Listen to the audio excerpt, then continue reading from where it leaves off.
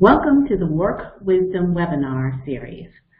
My name is Valarie Davis, and I and my co-host and co-facilitator, Torin Ellis, are happy to offer to those who have been affected by government shutdown, furloughs, and those of their friends and neighbors and relatives. We're happy to offer this webinar series as a way to learn strategies and tactics that can prevent your ever being shut down again. That's what this is about. It strikes me that 35 days without a paycheck, living in limbo, not knowing where maybe your next meal is going to come from, not knowing if you're going to get back pay, not only does it cause a lot of stress, but it starts to make one wonder if all my eggs are in the same professional basket, how do I make it through this? And then how do I make sure that this never happens again? And so in thinking about that and communicating with my own friends and neighbors and relatives who are affected by the shutdown, I was very interested in trying to figure out what can we do? What can I do that is within my wheelhouse and those of my colleagues like Torin to make sure that people can get what they need to make sure this never happens again. And so we came up with this webinar series, and it's about wisdom for your work life. This first webinar is entitled Roadmap to Your Dream Life, How to Stop Dreaming and Start Doing. And I am the facilitator for this webinar. The second, on February 20th, will be Entrepreneurship. Become a wage earner who acts like an entrepreneur. And there, Torin Ellis will be your expert facilitator. And then finally, on February 27th, we'll be focusing on entrepreneurship, not necessarily as an alternative to a full-time job, but possibly as an alternative stream of income, and moving from shutdown to startup, best practices for becoming the boss.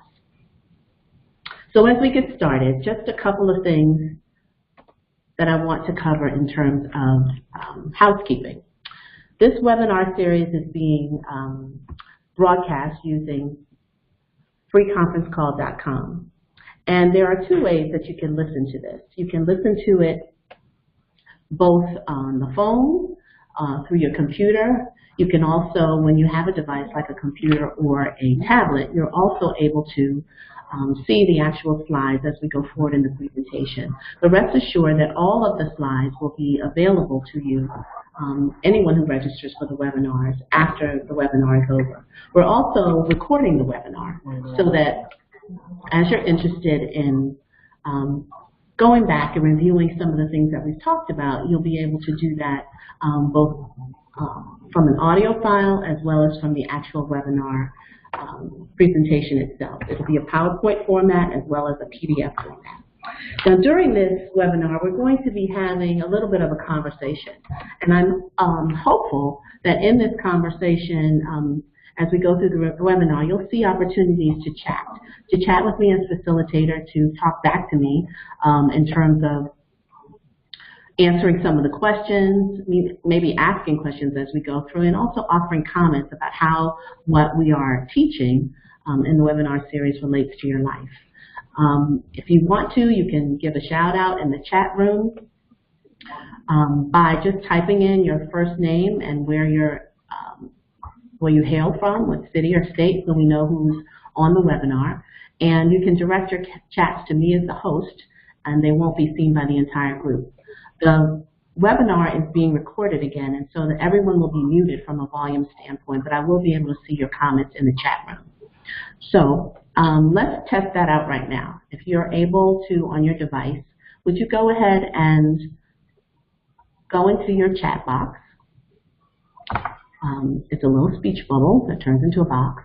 And then just send me your first name and where you are calling or viewing this webinar.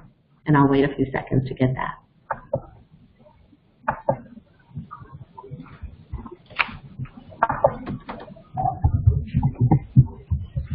You see the instructions also on the screen that tell you how to dial in an access code as well, if for some reason you're not at your device. So thank you for giving a shout out. I see the participants on here. Kim, glad to see you. And of course, Torin is on as well. So let's go ahead and get started on this topic of mapping out a path to your dream life.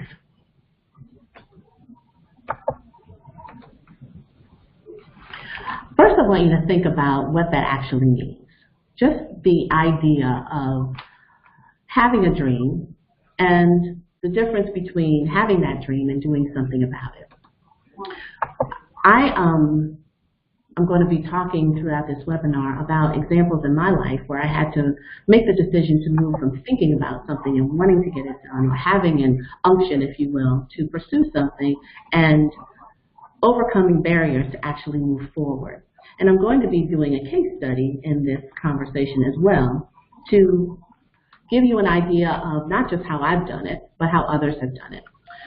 A little bit about me. I am the founder and executive director of Venterprises. I am what I call a serial entrepreneur. I've had lots of businesses and lots of ideas. And I am now leading Venterprises, which is a 501c3 nonprofit organization based in Maryland, right outside of Washington, D.C. I specialize in helping youth and adults apply their talents and gifts to their purpose on the planet. I have a lot of letters behind my name. I've been to law school. I have my MBA, a bachelor's in business administration, and I'm a preacher's kid. And functionally, I describe myself as both a professional coach and a facilitator. I have been in the position of having a dream and not knowing how to get it done. I've done this work that we are talking about in this webinar, but I am still growing, and we're going to talk about growing a lot. But the more that I want to share with you is I have done this from mountaintops, and I have done this from valleys. I am a single mom, not by choice, doing this thing solo, trying to raise a daughter to be a dreamer, and also live out in front of her the things that I want to practice and often preach in my business and in the work that I do. I have a mom, I have sisters, we've struggled with illnesses, I have been through bereavement in my near family, I have lost homes, I've had lots of money, six-figure bank account, six-figure retirement account, and I've had no money. I've owned homes, and I've been just several inches from being homeless. So I'm not coming to you as someone who's always been on a mountaintop. I have been in different places, and it's given me perspective, experience, some expertise, a lot of humility, and importantly, a testimony to share. So here's our agenda. We're going to be talking about several things. One, the difference between dreamers and doers. Secondly, the number one roadblock to turning dreams into reality.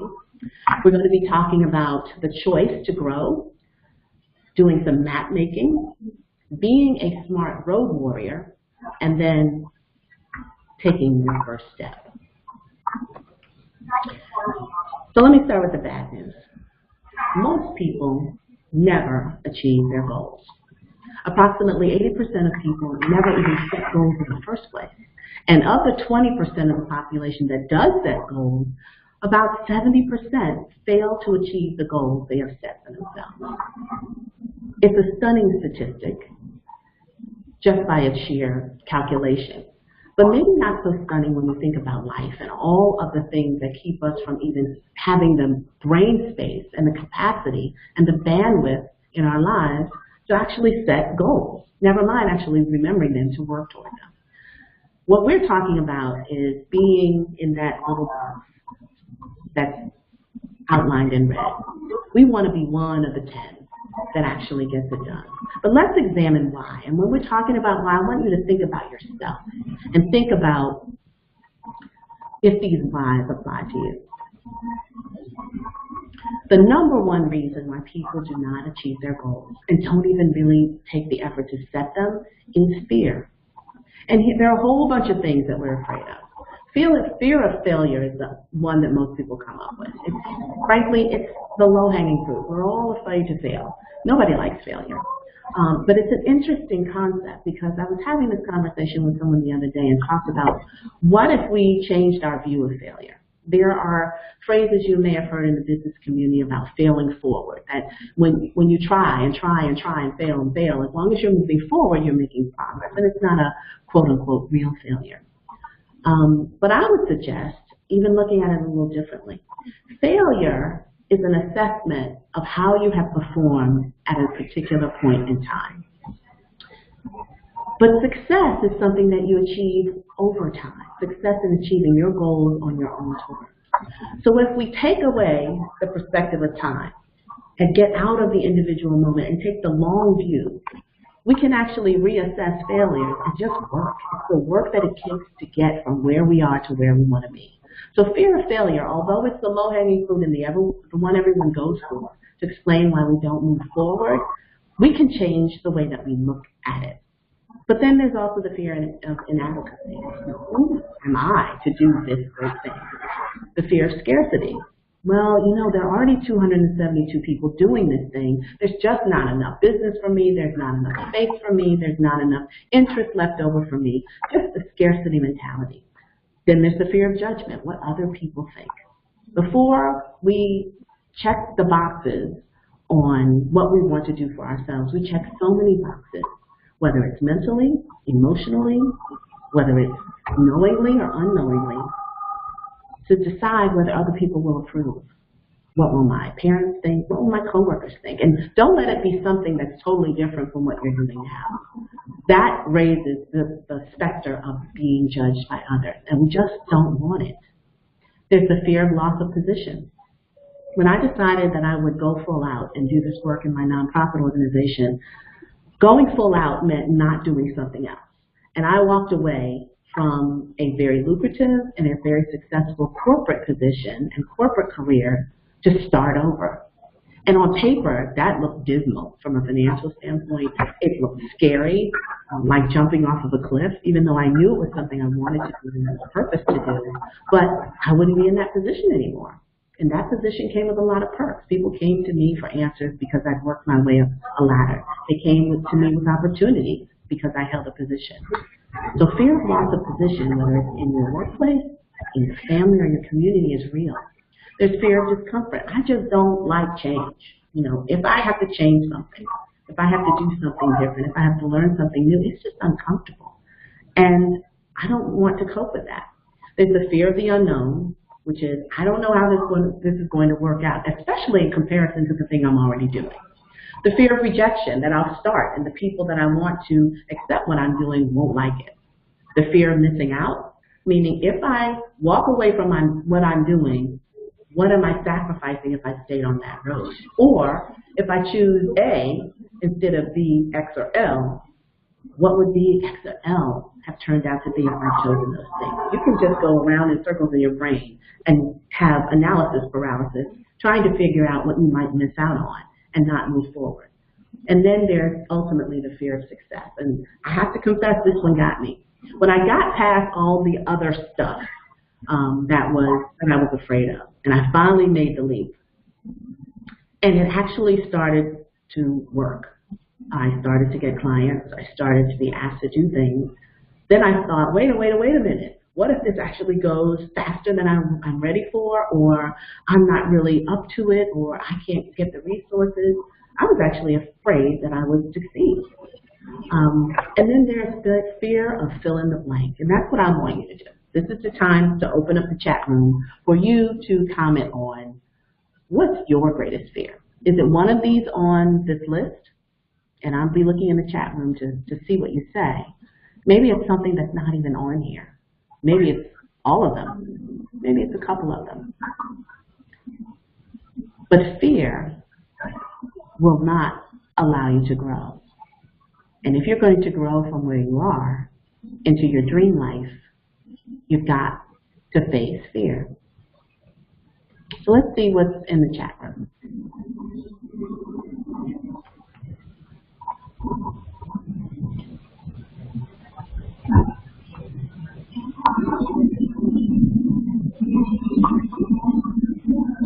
So it looks like we have definitely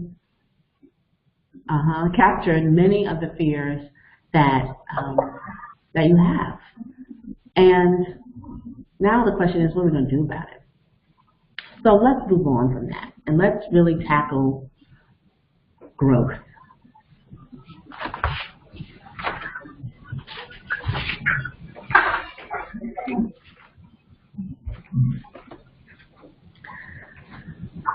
One of the things that I do in my nonprofit organization is I run a liturgical dance ministry, and we are very deliberate about picking songs that have meaning to us personally.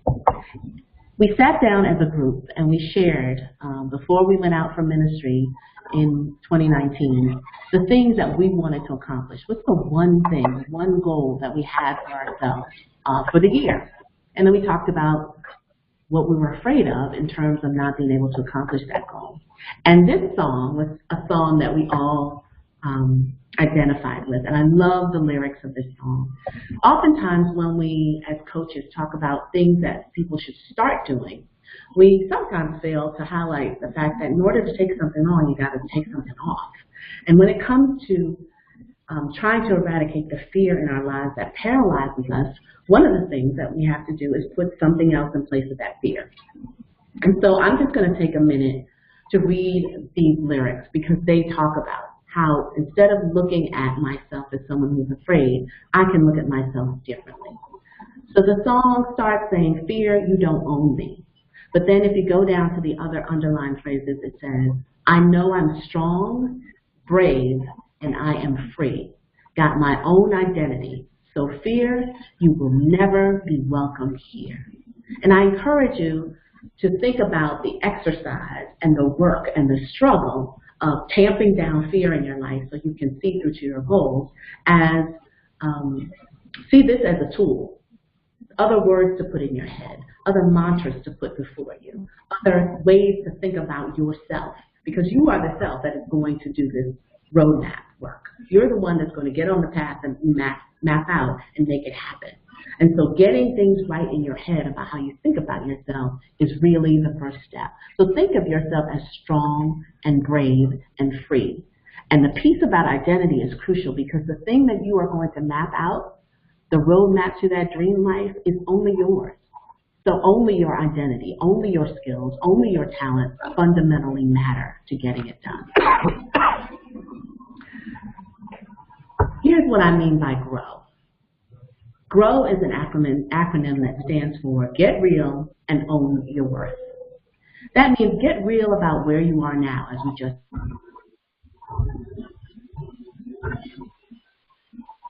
with yourself.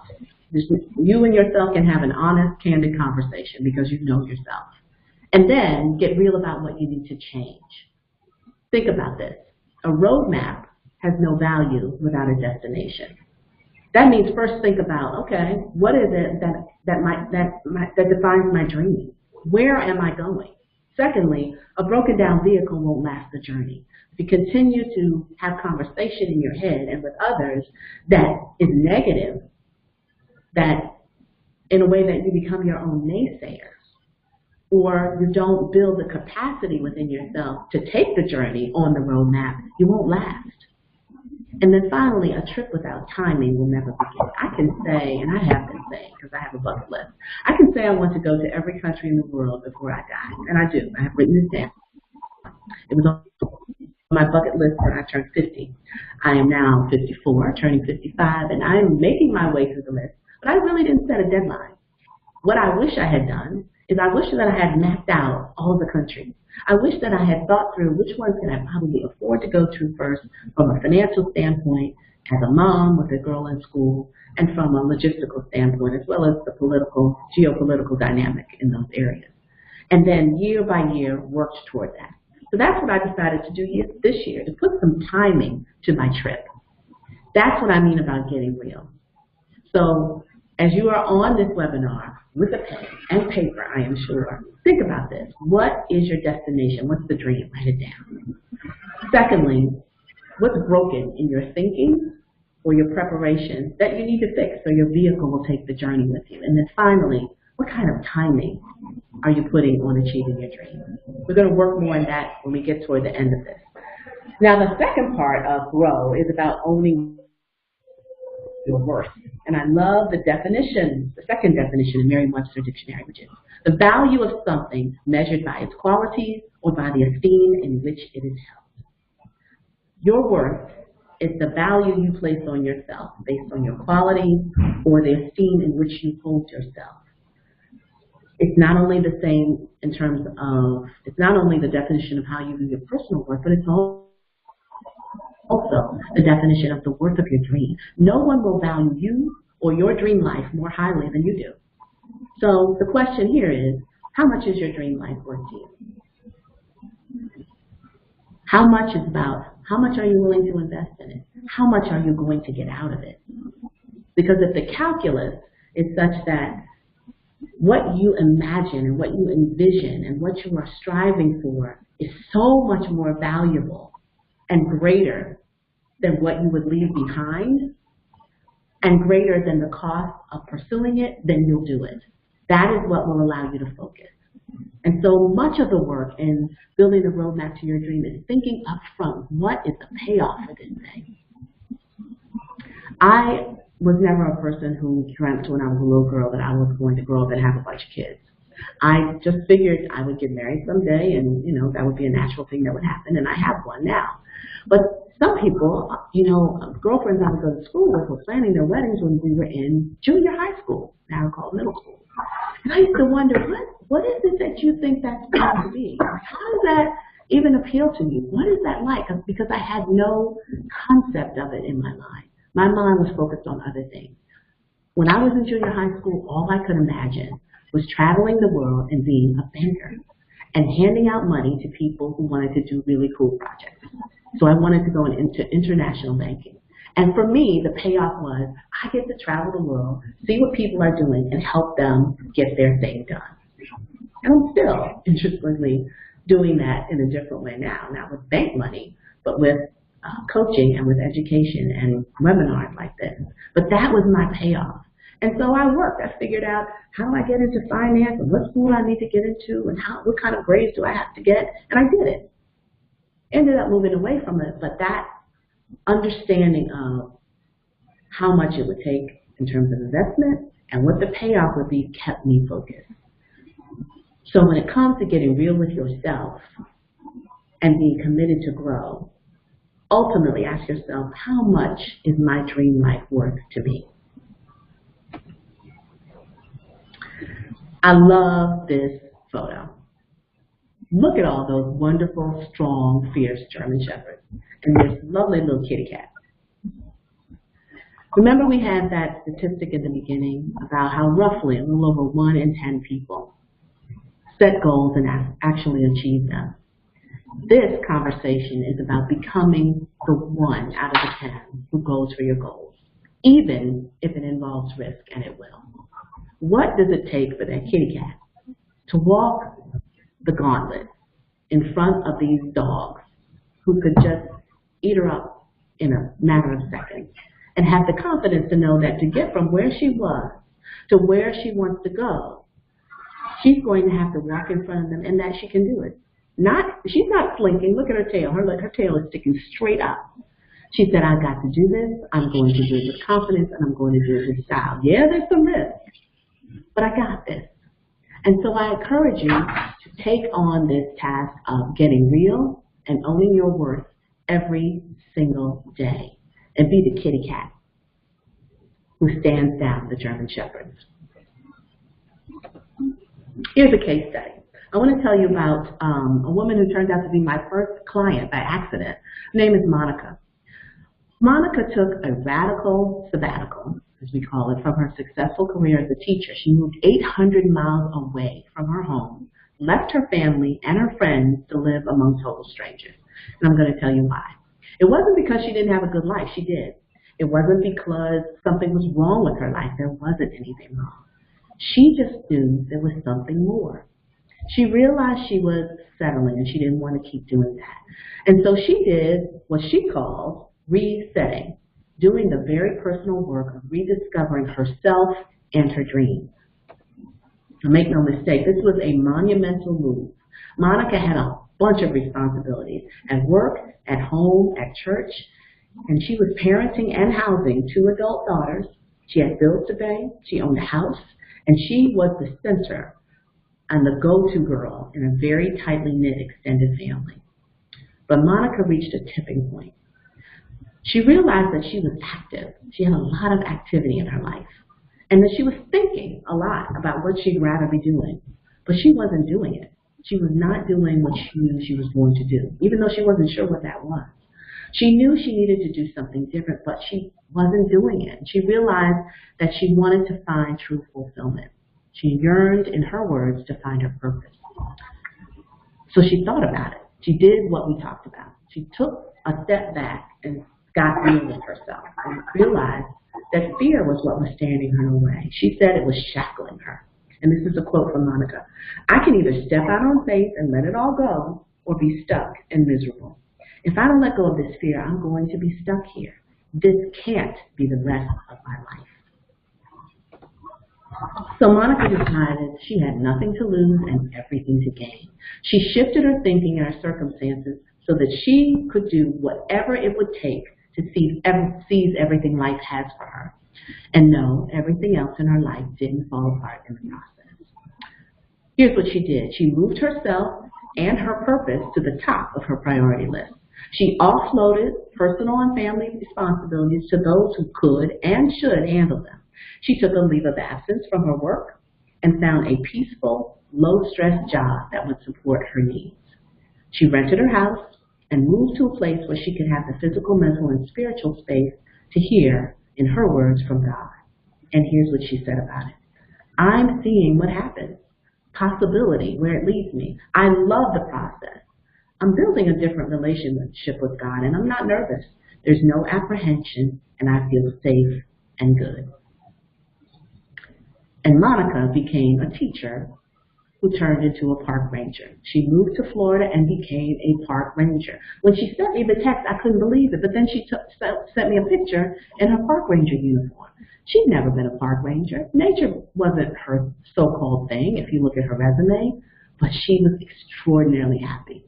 She wasn't living in the 4-bedroom house that she was renting out. She moved down to Florida, connected with a friend of a church friend from her home state of Maryland, moved in this lady's house, and just sat with herself and figured it out. And she's still in Florida. And she's totally in love with her whole career in nature. And she's not coming back. Now, you don't have to move all the way to Florida.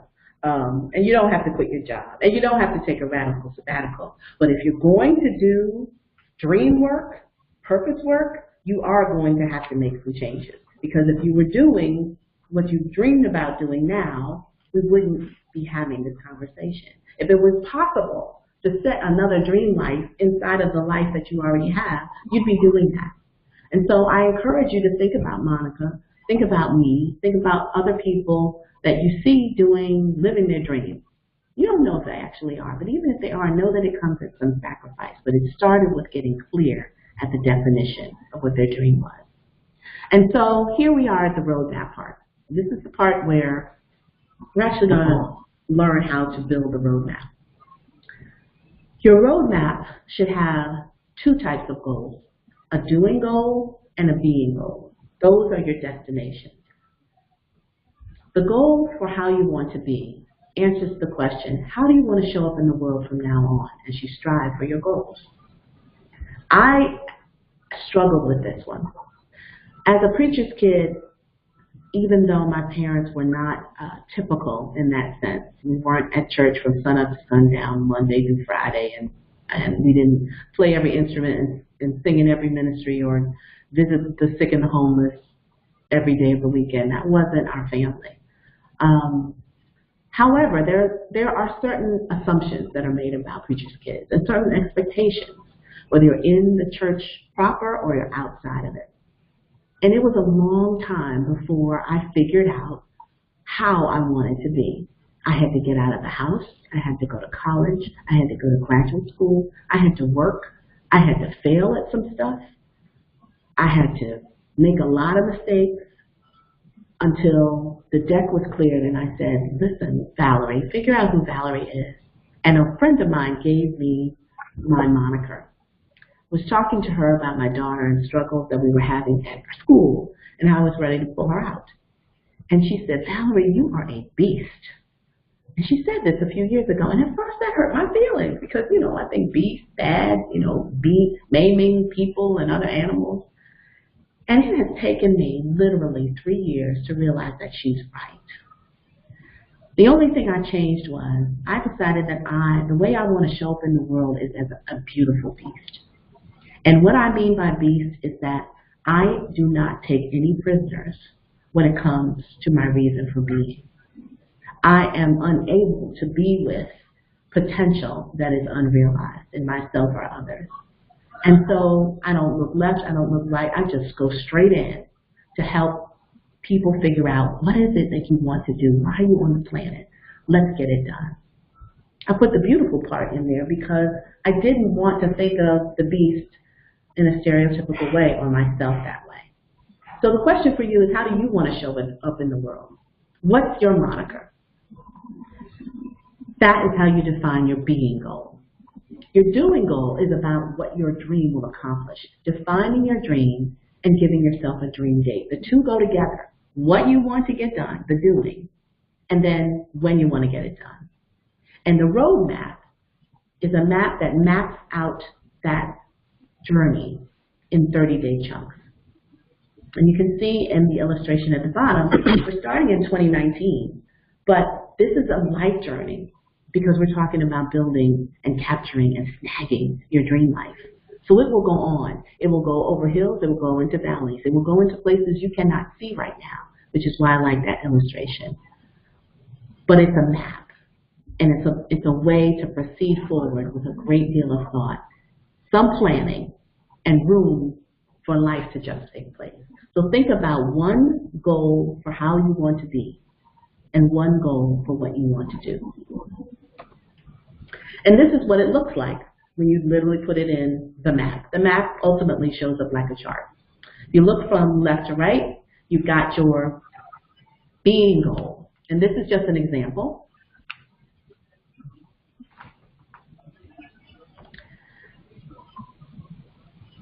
Over here. And then for each goal that is set, this one and this one, there are milestones that are set with dates attached to them. And I call them dream dates. I don't like the word deadline because it just doesn't make any sense to me. It's stressful. It's negative. I would prefer to have something aspirational. So I call them dream dates instead of deadlines. Then on this side, we have the doing goal, the milestones for those, and the dream dates. So let's just take a minute and make sure that we all understand what I mean by a being goal. This is one everyone could adopt, which is why I put it on here. Stop comparing myself to others because my path and purpose are unique. The monster of comparison, which ultimately translates to fear of not living up to others' expectations, fear of loss of position, fear of disapproval, fear of rejection. It all ties back to fear. Comparison will kill you. It will kill you in the life you're living now as well as your dream life. So if I'm going to take that on, one of the milestones I can set for myself is I'm going to put positive quotes where I can see them all day on my mirror, my computer screensaver, my phone screensaver, my refrigerator, and even my car visor. And I'm going to do it by the 20th of February. That's what I mean by setting a being goal, how you want to be in the world. I am not going to be a person that compares myself to others. But I know I have to do something different to make that happen. And I need to put different thoughts in my field of vision and in my brain so that one day my attitude and my body will catch up with that. And the milestone, you can see, is about putting quotes and mantras in front of myself. The second goal example that I have is to define my own success terms for the skills I need for my dream job. I remember when I started doing coaching, and I had 4 zillion people tell me all the different coaching programs that I could go to. And I started doing it long before, frankly, there were all these certifications that were out here. I did it through my employer, first to learn how to coach my team, then learn how to coach myself, and then learn how to coach peers. And I really didn't do it for the purpose of coaching. But then when I left the corporate arena and wanted to use that skill, everyone kept telling me I needed to go back and get these specific certifications. But interestingly enough, I was already doing the work. I was already being asked the questions. I was already being sought after for the advice and the guidance. So that's what I mean by define my own success terms. For me, succeeding in coaching did not include going to get one of the high-flying certifications. And for this example, the person here wants to be a good public speaker in order to have her dream job. And so her milestone is to find a Toastmasters club to join and to do it by February 28th. Those are being goals. To say, I am not going to do it necessarily the way other people say for me to do it. I'm going to succeed on my own terms, and this is the action I'm going to take. Now, on the other side, over here, the doing goals are the ones we're more associated with. We live in an accomplishment-oriented society. One of my disappointments about social media is that we are now inundated with people telling us what they've done today. While some of it's helpful and some of it's interesting, I think it unnecessarily and dangerously puts an emphasis on accomplishment.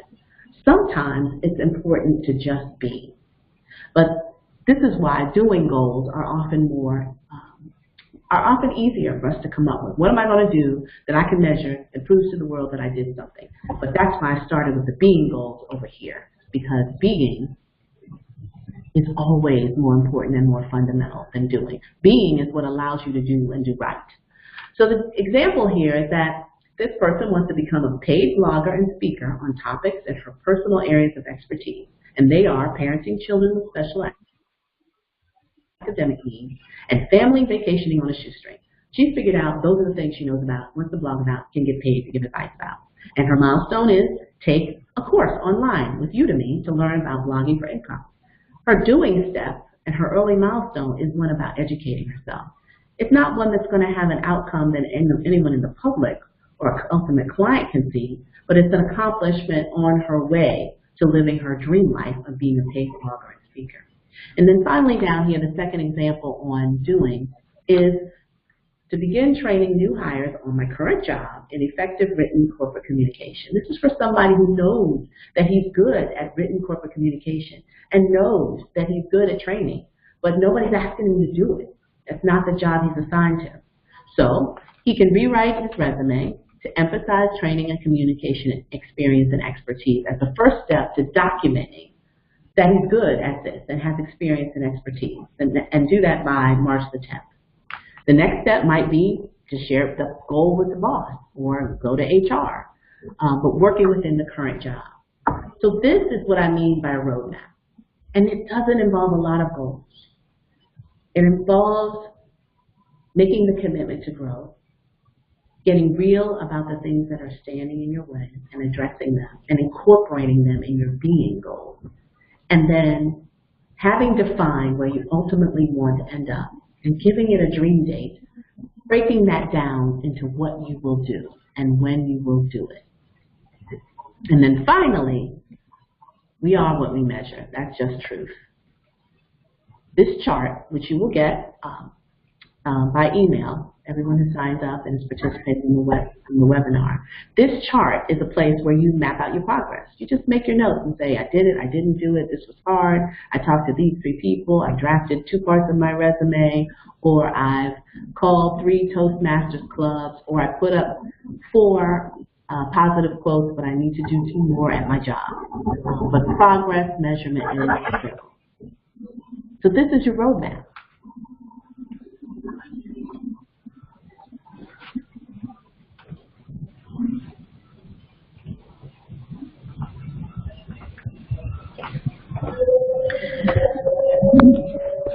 What I'd like to do is give you a chance to comment on the roadmap, if you will. If you want to put something in the chat room or ask a question about that, go ahead. As we proceed through the rest of the webinar, we will have time for question and answers at the end. But I tried to make it simple. I'm trying to make it achievable, and I am trying to focus on one being goal and one doing goal to make it, to put it within reach, and to recognize the fact that change doesn't happen overnight. It sounds trite, but this goal over here on the left of stopping comparing yourself to others, I've been working on that one for at least a decade. I'm better at it. I'm past the point where I need the papers all over the wall. But let the person that I started with at my first job put something out on LinkedIn about the latest accomplishment that he's had. And I'm back in the saddle again. how did he do that? And how many years have we been out? And did he have more education? I have to go, whoa, whoa, whoa, whoa, whoa, Sally. We're not doing the comparison thing. He's on his path, I'm on my path. I can do it more quickly now and without visual aids. But it does us no good to take on so many goals that they're not achievable and that we're not really making progress on any of them. So simplicity was the key in my coming up with this format. Now let's talk about, as we move toward the end of this conversation, what it means to be a road warrior. If you take a look at this illustration of this path, this is a rocky, dangerous, dark path through the woods.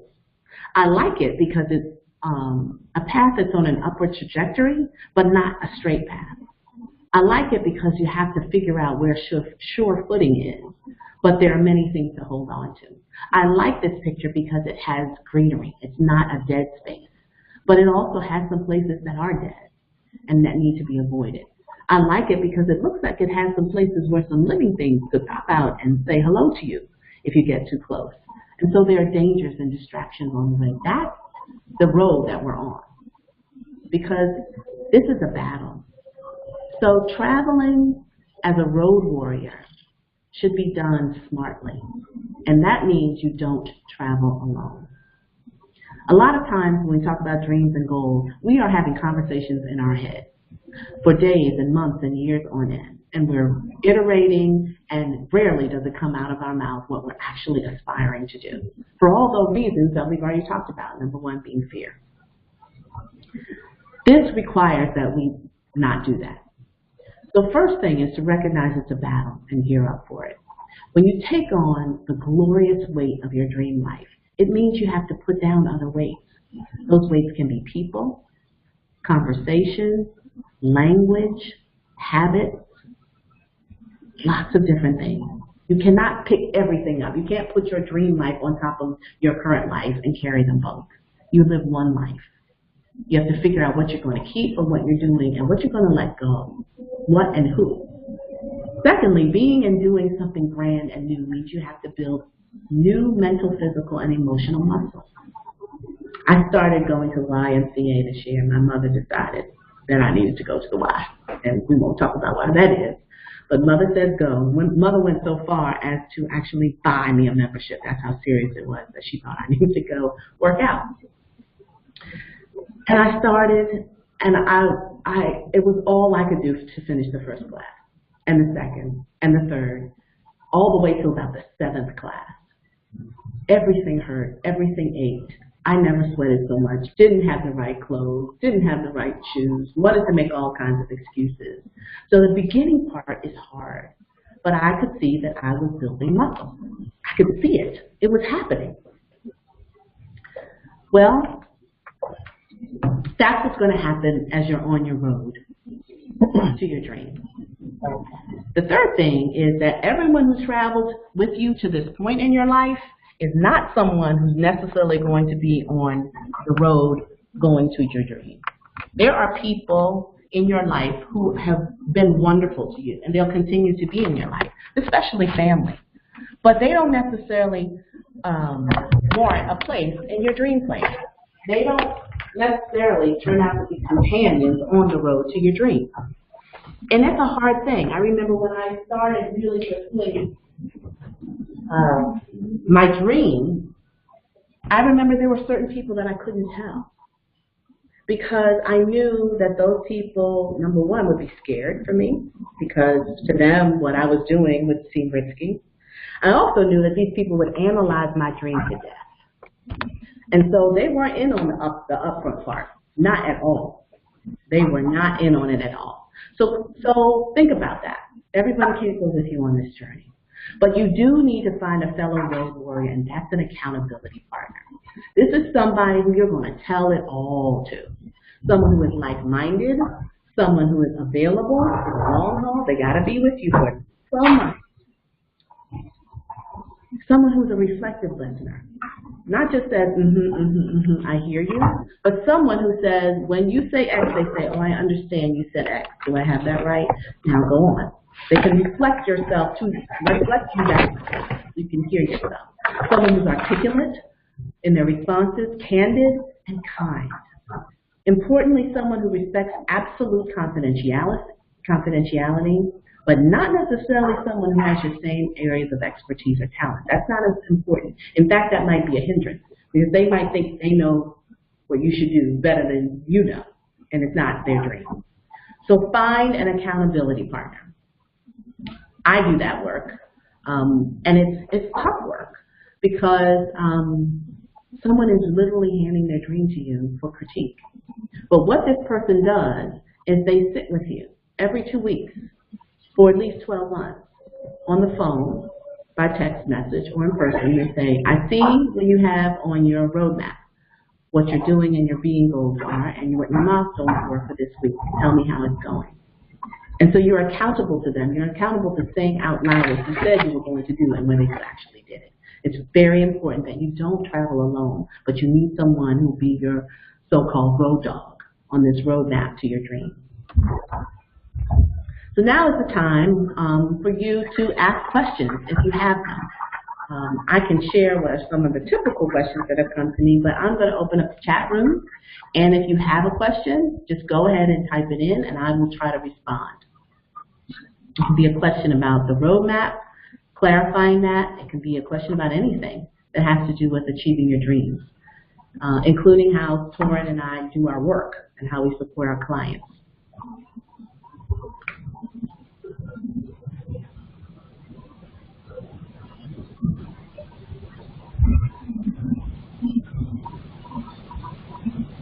Okay. One of the questions often has to do with failure again. And, okay, the difficulty in picking yourself back up when you have failed. I'm going to give an answer that seems very simple, but it's not easy. And the answer to that is that it's important to remember what your payoff was. We talked about that in the beginning. The best way I can illustrate this is as a parent. It's one of the areas in life that's a complete gamble, an absolute gamble. No one knows what's going to come out when you have a baby, who that person is going to be, whether they're going to be neurotypical, whether they're going to have certain needs, whether they're going to like what you like, whether they're going to be rebellious, whether they're going to be conciliatory, not even whether it's going to be a boy or a girl. Sometimes you get that wrong. And so you're starting a journey with a complete unknown that becomes more and more of a complete unknown as the baby grows. What worked at 12 months does not work at 2 years, does not work at 6 years, does not work at 27 years. It's an extraordinary journey. I don't know very many parents who, when they get something so-called wrong with a child while they're trying to figure out the child as they grow, label themselves as a failure. It's just called parenting. And so it's one of the things I have learned from parenting that apply to my dream life work. My purpose work is to say, well, I don't write myself off as a parent when I did one of the horrible things I did with my daughter. I sent her to school. Yes, I'm just going to say it. When she was a preschooler, without her underwear. She was dressed very nicely. But then she came home and she was 4. And she said, Mommy, no underwear today. I don't know how it happened. The nice ladies from school didn't call me. I think they put a pull-up on her or did something for the rest of the day, if they even noticed. And I just went on with life the next day and decided I will do a double check about underwear in the morning. But I wasn't a failure from that. And so I'm trying to illustrate the idea that it's a matter of how you think of it and taking the long view. The failure was a try. The failure was just a try on the path toward living your dream life. Another question has to do with coaching. What are the different types of coaches and how do you get a good one?